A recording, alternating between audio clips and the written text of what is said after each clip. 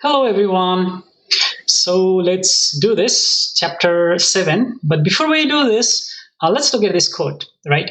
It says, "You don't measure success by money, but by living up to your potential and affecting others." By none other than Warren Buffett. And of course, if you're Warren Buffett with over $80 billion of wealth, you could say that, right? I mean, why does money matter? And in fact, he answered this, in one of the interview when the interviewer asked him, "Hey, you have made tons of money over your life, but your kids, his children, he has um, two sons and a daughter." So the interviewer was like, they have not made as much money as you have. So would you say they have not been successful? And this is what his answer was. Okay, he was like, no, they are actually leaving impact in the community, right, through like these charities, right? I believe that. I actually agree with that because oftentimes when we look at our own success, we say we are successful if we have such and such car, such a big house, then we are successful. But I feel like that's a pretty low bar, right? Even like animals are also surviving; they seem to be doing pretty fine, right? But we human beings, if we look at only ourselves, to measure our success, I think that's a low bar, right? And Will Smith also says something like that. He says like, "I want the world to be a better place because I was here." That is like what he says, and I agree with that. And this movie, Schindler's List. Have you heard of this movie or watched this movie? If you have not, please do. It's a really good movie. Watch this movie when you feel like crying, because this movie will make you cry. And that's what it did to me. Only a few times. Anyway, this movie is about a businessman who tries to save as many Jewish people from the Nazis as possible, back during the Holocaust. Okay, considered to be one of the best movies of all time. And it is based on reality. Okay, yeah, a prime example of leaving an impact in the world, right?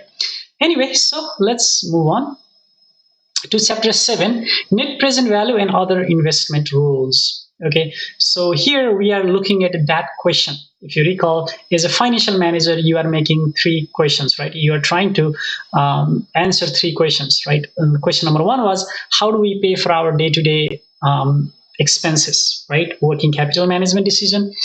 And the other question we talked about was like capital structure, right? How do we raise money? Should we issue bond or should we issue equity? The last two chapters, right? Chapter 5 and chapter 6. So now what we are looking at is, how do I decide where to invest? So for example, for Walmart, how does Walmart decide where to open new locations? How does Microsoft, let's say, or Google or Apple, how do they decide which new project they should take on?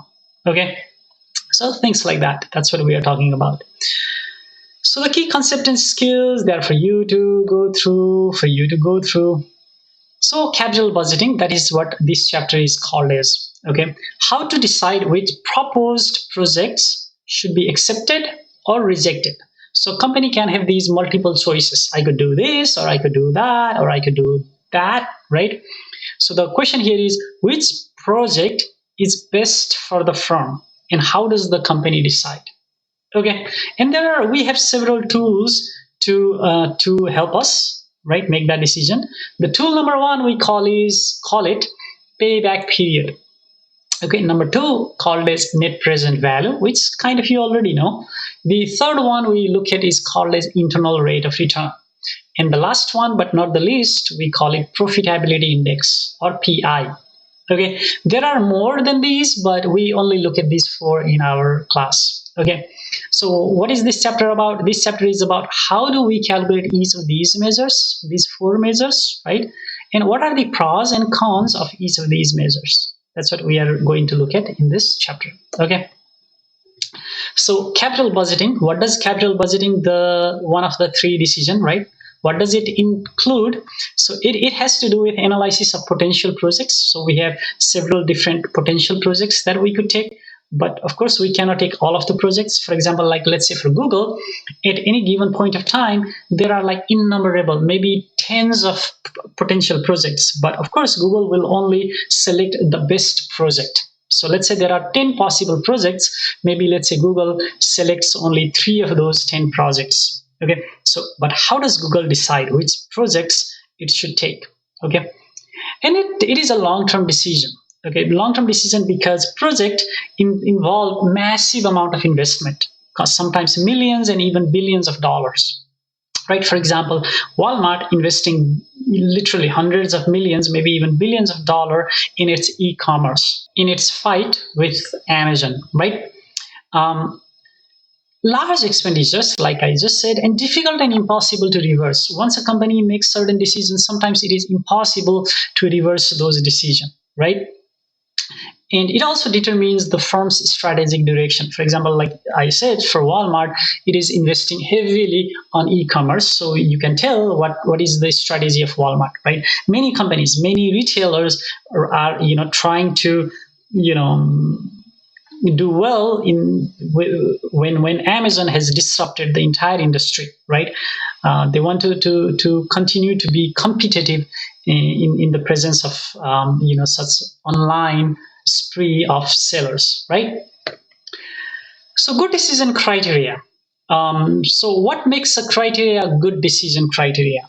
So what makes a criteria a good criteria? Basically, that is what we are saying here. Okay. So are all cash flows considered? So any project, they will generate cash flows, right, over its lifetime. And you do not want to ignore any of those cash flows. So have we included all of the cash flows from the project? Okay. All cash inflows, all cash outflows, have we considered all of that? Right? Time value of money considered. Have we considered the idea of time value of money? And by now you know the importance of time value of money, right? Money at different point of time, they are not the same thing. $20,000 10 years from now, I don't know what that means, right?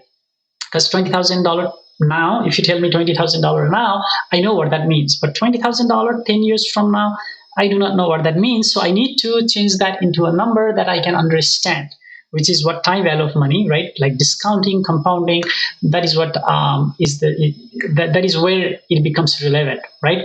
So we should not ignore the time value of money aspect when we are evaluating cash flows, because cash flows coming in at different time mean different thing, right?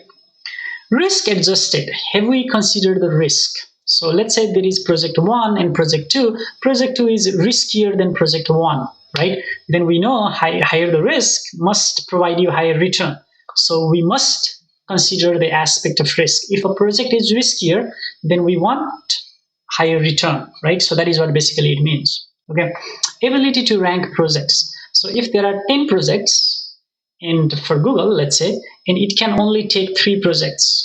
So can Google rank these 10 projects like this is the best one, number 1, number 2, number 3, number 4, 5th, 6th, 7th best?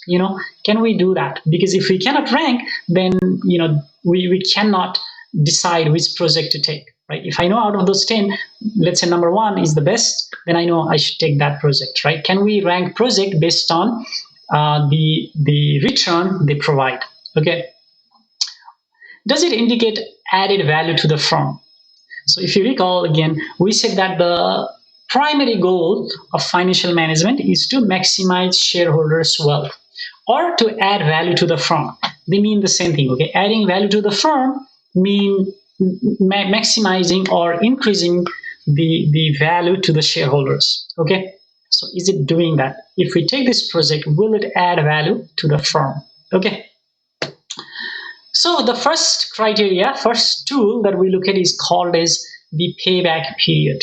Okay, payback period is very simple. What the question we are asking here is, how long does it take to recover the initial cost of a project? Okay, so for example, just to give you a quick example, let's say this is what I do. Okay, let's say this project costs $1 million.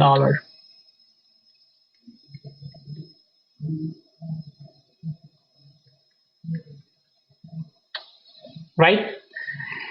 And let's say this is how much you are putting in. Okay, this is your cost. And let's say this project brings cash inflow of cash inflow of 200,000 per year. Okay, so our cost was $1 million the cash inflow, the return from that project, let's say is $200,000 a year. So can you tell me how long it takes you to recover your original cost if you generate $200,000 of cash every year and the cost is 1 million? You would say 5 years, right? Because every year you are generating $200,000 times 5 for over 5 years, that will give you $1 million back. So your initial cost you will recover in 5 years. So here you would say your payback period is 5 years. How did I get 5 years? It's simply your cost divided by the inflow, right? 1 million divided by 200,000, that's 5 years, right? So that's a simple example. But of course, things are not so simple in real world. They can be a little bit more complicated, just a little more complicated. So computation, how do we compute? Estimate the cash flows, right? And then subtract the future cash flows from the initial cost until initial investment is recovered. You could have done that here. So 1 million, so you have $200,000, and then another 200, that's 400, another 200, that's 600, another 200, that's 800, another 200, that's 1 million. So 5 years. So that is how you could come up with that 5 years as well, right? It's also called as like a break-even type measure. If what I just said, if that was not very helpful, we will look at an example, okay? It is also called as a break-even type measure. So by break-even means, you know what break-even means? So break-even means there is no profit, no loss. That's break-even. Break-even means you have not generated any profit, but you have not made any loss as well. So we call it break-even type measure because here the question we are asking is how long to recover your exact cost. So when you recover your cost, that's like you are breaking even. So the question here is how long to break even? We could have asked this question instead of saying how long does it take to recover the initial cost? We could have asked how long does it take to break even? Same thing, exactly the same thing, right? In the decision rule, except if the payback period is less than some preset limit. Okay, so you already know in how long you want to recover your cost. So for example, for Walmart, let's say they want to recover their cost of building a new location, right? Let's say they want to recover that in 5 years, like here, right? So based on their historical information, that is what they think is best for them. Okay, they want to recover their initial cost in 5 years, right? Or let's say they want to recover their initial cost, let's say in 4 years. So let's say preset for Walmart, okay? Let's say preset is 4 years. Means based on prior information, you want to recover your cost in 4 years, okay? But here, it took us 5 years to recover cost. When we analyze this project, it seems like it will take 5 years to recover this cost. So should I accept this project or not? So I think it should not take us more than 4 years to recover cost. But when I analyze this particular project, it seems like it will take me 5 years. So I will reject, right? Reject. Okay, reject because it is taking you longer than your preset limit. Okay, and again, preset limit is based on historical information, very likely. Okay, in the past, how has it been? Okay, and based on that, you can decide what it should be in the future, right? So let's look at an example. So here, do you want to accept or reject this project? Let's say the firm's payback threshold or preset limit is 2.25 years. Means if it takes less than 2.25 years, you will accept. If it takes more than 2.25, you will reject, right? So can you tell me what is the payback period for this project? So do you want to try it by yourself to see how long it takes to recover that cost? So I will quickly do this here. Okay, so what you can do here is you could you could create this column with cumulative cash flow. Okay, so this is cumulative cash flow. Cumulative simply means the sum of all of your cash flows, starting the cash flow 0. So here on the year 0, your total cash flow is negative 165. So I'll put negative sign here, 165. Right? So that is your cumulative cash flow for the year 0. Because again, cumulative simply means the total of all of the cash flow until that period of time. So until time 0, your cash flow actually is the cost, which is $165,000. I know it's cost because it's negative. Negative means going out of your pocket, right? So that's cash outflow, right?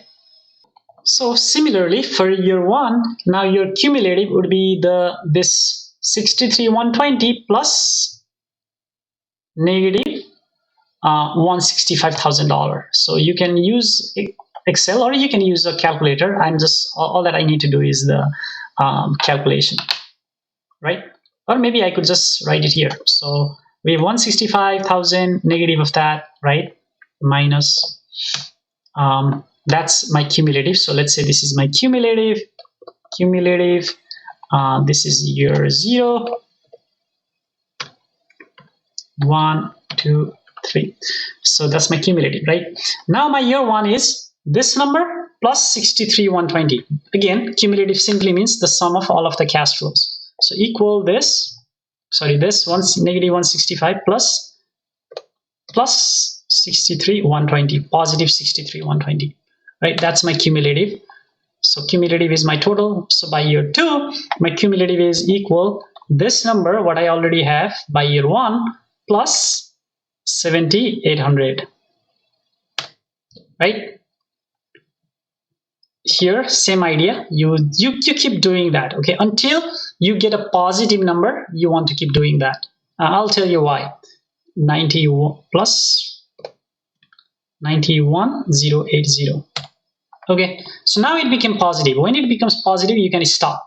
Okay, so here, of course, there is nothing else, no further cash flows. So you know you would want to stop here. But even if there are cash flows here, let's say, if there are cash flow here for year 4, 5, 6, 7, still you would stop here. Why you would stop here? Because you know that you already have positive cash flows. Okay, again, what I did here was I added these two, and then whatever number I had here, which was negative 101,880, right? That's what it says here in Excel. So that's what I had here, and then now you add these two, and then you put that here. So this would be 101,880 plus 7,800, which would be negative 31,080, right? And then finally you add these two, and then you put it here, which is 60,000. And as soon as it becomes positive, you want to stop it again, because this is a break-even analysis. So we know our break-even, which is like no profit, no loss. So here you have on time 0, of course, it's all cost, so it is a loss, right? So here it's a loss. Here also it's a loss because it's negative. Here also it's a loss. Here it changes into profit. But we are not interested in profit because this is a break-even type of measure, right? So what we are interested in is in how long to exactly break even. Another way of saying that is how long to recover your cost. So you know, what do you know? You know that your payback period is between which and which year? Can you tell me? So your payback period definitely is between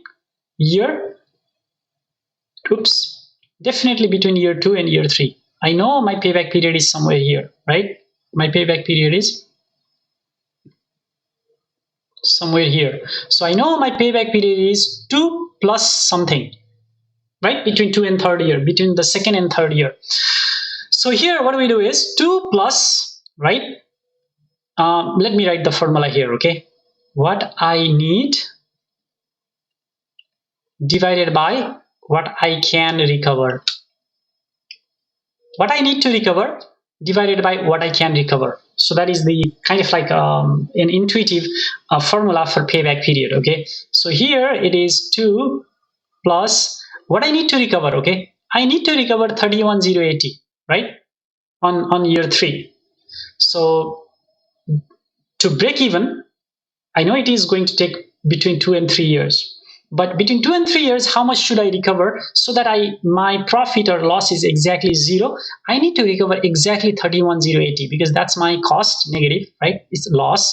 So in order to break even, I need to generate exactly that 31,080. So I need to recover 31,080. I want to keep that as a positive number because that's what I need to recover, right? Recover.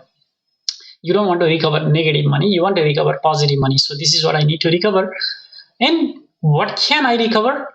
In year 3, I can recover 91,080, right? I can recover 91,080.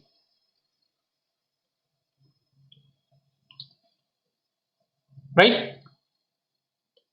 So then what is that? Equal to plus, if you want to use Excel function, you could just type here equal 31,080 divided by 91,080. So 2 plus that number. So therefore that should be 2.34 years. Okay, so that is the payback period. Is that confusing? So do you want to think about what we just did? So let me erase this part here so that it's clean. Okay, so here, if we want to go back to this idea, what we are doing here is, so I know I need to recover an additional $31,080 between year 2 and year 3 to exactly break even. Okay, so I know it's going to be year 2 plus something, plus what? Plus what I need to recover, right? Divided by what I could recover. This is what I could recover potentially, right? What I need to recover divided by what I could recover. That's 0.34. So 2 plus 0.34, that's 2.34 years. Okay, so now the question is, do we accept or reject the project? What do you say? So on what basis do we decide this? So our payback period is 2.34. Therefore, we accept or reject. We reject, right? We reject the project because it is going to take longer than our preset limit. Okay, our threshold, our preset limit is 2.25 years. So if any project will take longer than 2.25 years to recover, to break even, then we will reject that project. Okay, that's what it says here, right? All good. Moving on. So moving on. So decision criteria test for payback. So if you recall, we said earlier that we want our tool to be the best. And we want a certain criteria to be fulfilled by these decision criteria. So does payback period fulfill those criteria? Right? So question number 1, does the payback rule account for time value of money? So accounting for time value of money means if we have cash flows, different cash flows coming in at different point of time, we want to find the present value of all of those cash flows, because $20,000 5 years from now, I do not know what that means. Like another, maybe there is like, so here, just to go back to the actual number here. So here it is 165 on year 1, it is 63 on year 2, it's 7,800 on year 3, it's 91,080. But these cash flows, I do not even know what that means. So our cost is in time 0. But these cash flows are at different time. So time 0, which is like apple, and these are like, this is like orange, this is like mango, this is like banana. You cannot compare apple with mango, orange, banana, right? So in order to account for time value of money, what we do, accounting for time value of money, what does that mean? Accounting for time value of money means discounting your cash flows, right, to present time, so that now you can compare apple with apple. So discount this 63,120 to time 0. Discount this 70,800 to time 0. Discount this 91,080 to time 0, right? And then compare those cash inflows with your cash outflow.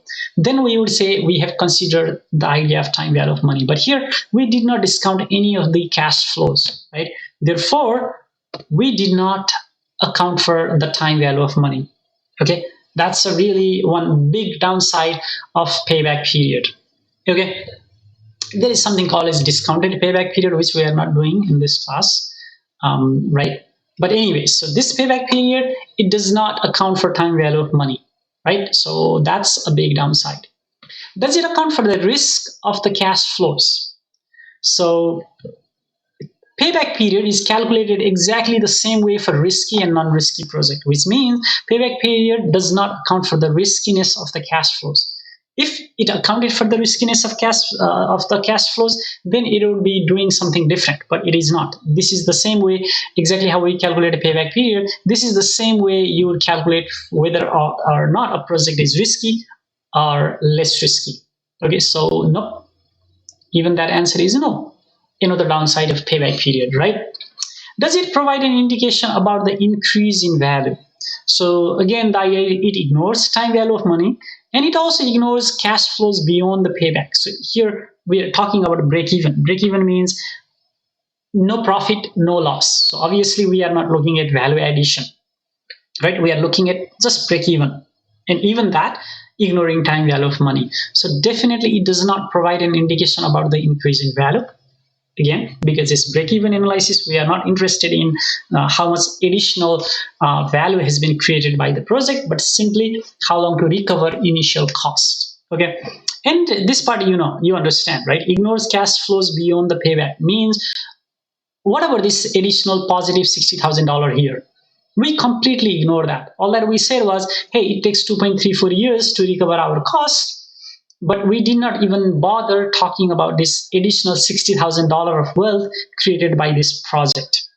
So when it comes to payback period, we completely ignore the cash flows coming in after the break-even point of time. Okay, that's another downside of payback period. So nope.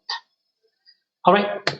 So should we consider the payback rule for our primary decision rule? Out of all those four, do you think we should consider payback period as our primary rule to make capital budgeting decision? What do you say? Yes, no?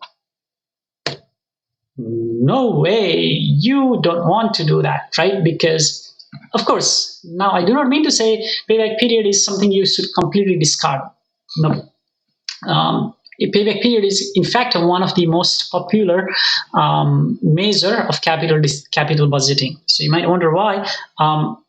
You can consider this as a secondary tool, not the primary tool, but secondary tool, because the information it gives is valuable. How long to recover cost, and for many companies, recovering cost can be a very important thing, right? Especially with companies that are struggling financially, they want to recover their cost as soon as possible. So for those companies, this can be a very important criteria, not the primary, but one of the criterias, not the criteria, but one of the criterias. Okay.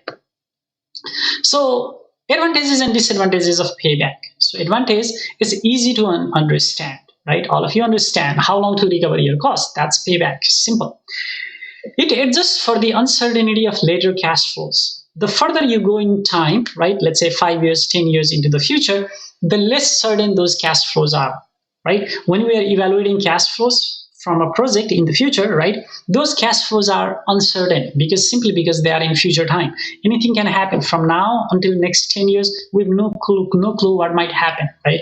And we have seen in the past, we have gone through 2008 financial crisis, coronavirus. These things can affect companies' cash flows in the future, right? So we don't know what else could be there in the future, right? So when it comes to payback period, it completely ignores the cash flows beyond the payback period, right?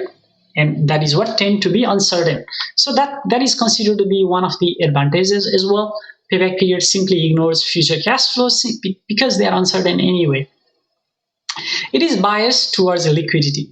Liquidity means, right? Liquidity means how quickly can you convert your asset into cash. So here, that's the question we are asking, right? How quickly can we recover our cost? So projects that will provide very high cash flows initially, they will be the project that will be accepted by payback period. Right? So it favors project that provides liquidity in the initial phase of the project. Okay. So good for firms with liquidity constraints. So companies that are like financially troubled, right? For example, a company that comes to my mind would be like JCPenney, right? JCPenney has been struggling financially for quite some time now, right? So It is good for those kind of firm because they want to generate cash flows as soon as possible. Disadvantage of payback period: it ignores the time value of money. Like we said earlier, it does not discount the cash flows to time zero. By doing that, it ignores the time value of money.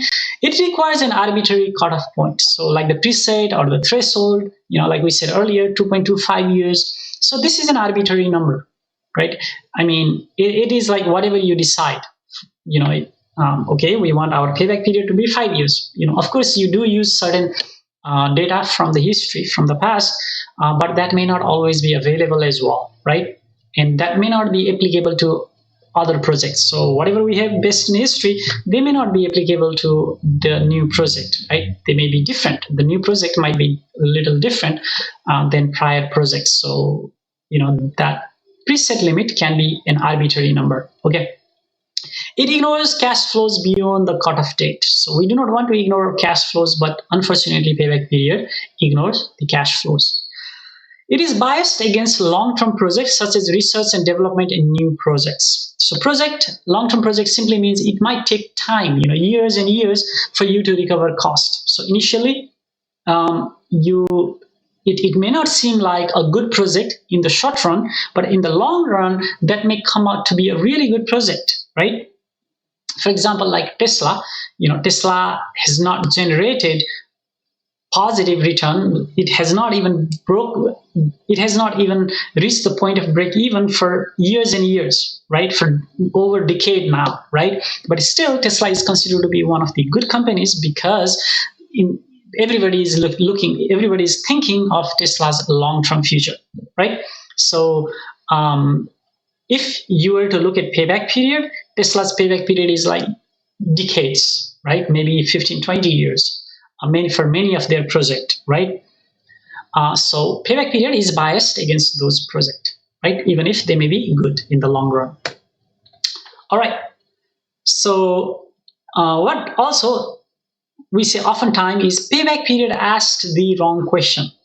So what is that wrong question? What should have been the right question, and what is that wrong question? So the wrong question is how long to break even. What should have been the right question then? The right question should have been how much value is being added by this project. Not how long to recover the cost, but how long or how much of value is being added by this project. That is what we should be asking. Okay. So moving on to the second criteria, we call it net present value. So net present value is sum of the present values of all cash flows. Anyway, we'll look at that. So net present value equals your present value of all of the cash inflows, subtract your cash outflow. So all my benefit minus cost. So net present value is your benefit minus cost. Okay. So net present value is the present value of all your benefits minus the cost. Why present value? Because cost is already at present value, right? Cost is whatever you spend today. So whatever you spend today is like already in present time. So cost is already at present, right? Present value. And benefit could be coming in over next several years into the future. But we will find the present value of all of those cash flows, and then we add them together. That will give us the present value of all of the benefit, right? So it's benefit minus cost, right? Simple. So we say this is cost benefit analysis, NPV, right? So what do you say? Do you want this number to be a positive number or a negative number? Do you want benefit minus cost to be positive or negative? Definitely, you want this number to be positive, right? You want benefit to be larger than a cost. No, you want benefit to be larger than cost, right? Therefore, you want this number to be greater than at least 0. If it is greater than 0, then you accept the project. If it is smaller than 0, means your benefit is smaller than cost, you would reject the project. That is what it says here. If NPV is positive or greater than 0, accept the project, because the benefit is larger than cost, meaning the project will add value to the firm. Okay, it will increase the wealth of the owners, right? The higher the value, the higher the wealth for the owners. If NPV is negative, reject the project. Okay, project is expected to destroy the value of the firm it will decrease the wealth of the owners. All right. So let's look at the same cash flows that we looked at for payback period. Okay. So it says you're looking at a new project and have estimated that the cash flows would be these. These are the cash flows. These are the net incomes, and this is the average book value. And your required rate of return for the asset of this risk is 12%. So the question is, what is the NPV? So what do we do here? It seems like there is a lot of information here, right? So the question I would ask you is, do you want to look at cash flow or cash flows when we are evaluating project, or do you want to look at net income? So the idea here is we want to look at cash flow. We want to completely ignore the net income. Why? Because net income does not represent cash, right? There are, for example, like depreciation, there are non-cash expenditure, there are non-cash incomes like accounts receivable, accounts payable, right? Or items purchased on credit. So they all are incorporated in net income. But what we are interested in is cash flows. So that is why we completely ignore net income. And this is also like extra information. So what I mean to say here, the whole point of this this practice is to drive the idea home that when we are evaluating project, we want to look at only the cash flows. We do not want to look at anything else, nothing like net income or average book value or whatever else. We don't care. What we care is are the cash flows only. Okay. So now, can you tell me what should be the net present value? And you have already done this. We have already done this. You know how to find net present value of these cash flows, right? If it is uneven, if they are uneven cash flows, how do we find present value? So let's do that here. Okay. So all that you need to do is type all of the cash flows here. So what I'll do is we want to keep cash flow 0 separately. Okay. Cash flow 0 is minus 165,000, right? Keep that separately for now. I will tell you why. And then keep all of the cash flows, like starting year 1, year 2, and year 3. Let's put them here. So year 1 cash flow 63, 120. Cash flow year 2. So we have year 1, right? Year 1, year 2, year 3. So year 1 cash flow is 63, 120. Year 2 cash flow is 70, 800. Year 3 cash flow is 91, 080. Okay. And what we want to calculate is NPV, right? And we know the discount rate is 12%, right? So these are all the information we need. So once we have that, let's find the present value of benefit. So PV of benefit, right? That's what I just want to write that so that we know what we are calculating. So here we are looking at present value of only benefit, not of cost. That is why I want you to keep cost separately. Okay. So now let's find NPV. That's the function we use. It is asking you for rate. That's the rate. Or you could type 12%. Don't forget that percent sign. And then these are the cash flows. Close the parentheses. So again, just to reiterate, I selected only the cash inflows. Okay. I ignored cash flow 0 or cash outflow. Okay. I ignored cash flow 0. I considered only cash flow 1 through 3. Okay. So now this is our present value of benefit. Okay, right? But that's not the final answer. What we are doing is NPV. So NPV equals present value, is equal to present value of benefit, if you recall, minus cost. That's the formula, right? Therefore, let's do that here. So equal present value of benefit is this minus the cost. Okay, what happened? Benefit minus cost. So this is benefit minus, okay, the cost. So you want to input the cost as a positive number because we are already subtracting. This subtracting simply means because it is a cost, we are subtracting. Okay. So here cost is 165. Maybe just keep that as a positive, not maybe, let's keep that as a positive number. So now we are doing it fine, right? Because what I need to do is I want to look at my benefit and then I want to subtract my cost, right? Since I'm already putting the negative sign here, I do not want to put a negative sign on my cash flow or the cost again, because that would be, Excel would add those two numbers. Minus minus is positive. That's not what I want to do. I want to subtract the cost. So that's why minus the cost. So this is our NPV, right? This is the formula. Formula for NPV is present value of benefit minus cost, and that's what we did here, right? And that's our NPV. Okay, and if any question anytime, of course, feel free to shoot me an email. Right, you know that. You know that. So that is what it says here. You know, input all cash flows starting year 1, ignore cash flow 0, right? Compute NPV, subtract cash flow 0 from NPV above, right? What you found on number 2. This is your actual NPV, and NPV should be 12,627.41. All right. So do we accept or reject this project? What do you say? Accept or reject? We accept this project. Why? Because NPV is greater than 0 or NPV is positive. You could say either one of those. All right. And it says we completely ignore NI. NPV should be based on cash flow, not net income. Okay, that's what we did. All right, any question, comment, shoot me an email. NPV method. So now let's do the test of NPV method, right? Does NPV method meet all desirable criteria that we want on a capital budgeting tool?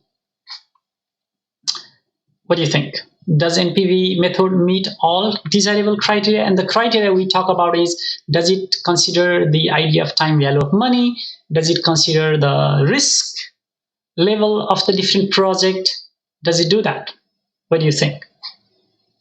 We say it meets NPV criteria, meets all desirable criteria. Yes. Why? Because it considers all cash flows. We did not ignore any of the cash flow. Like payback period, ignore that 60,000 positive dollar, right? Because it was break even. So all the positive cash flows, payback period, completely ignore that, right? But here we consider all cash flows. Does it consider time value of money? Yes, we consider time value of money because we discounted all of the cash flows at the discount rate, right? So now all of these cash flows, when we found present value of benefit, all of these cash flows are, brought back to current time. From future time, they are all moved in time to current time. So now we are comparing apple with apple. This 177 is the present value of all of these numbers. In other words, in terms of today's currency, what would be these cash flows? These year 1, year 2, year 3 cash flows, if you add all of them in terms of today's currency, that would be 177,627. So in terms of today, this 165 is also in terms of today. So we are comparing apple with apple. Okay. So yes, we consider time value of money because we discounted the cash flows. Does it adjust for risk? Yes. That 12% discount rate should adjust for risk. So higher the risk, higher the return. So if a project is less risky, let's say this project is less risky, we use 12%. So if another project is riskier than this project, we would use, let's say, 14% or 15% required return, right? Instead of 12%, we would use 14%. So that is how, by changing our discount rate or the required rate of return, we adjust for the risk. Okay, higher the risk, higher the expected return, or higher the discount rate. Same thing, right? Discount rate and expected return are the same thing, right? And it is also directly related to increase in firm value. What do we mean is, how much value does this project add to the firm? You can tell exactly 12,627. So this project, if we take this project, if we accept this project will add $12,627.41 to the wealth of the owners. That is what NPV means. Okay, NPV means exactly how much wealth is being added. So yes. So that's why we say NPV method meets all desirable criteria. This is the best tool you can use. No matter what situation, this is the most dominant method. By dominant method, we mean even if every other criteria is saying do not accept a project, but NPV is saying accept a project, you want to go with NPV. NPV is the king. Okay, NPV is the king of the this payback period. Of capital budgeting. Okay, NPV is the king of capital budgeting criteria. All right, it always prevails. It is the most dominant method.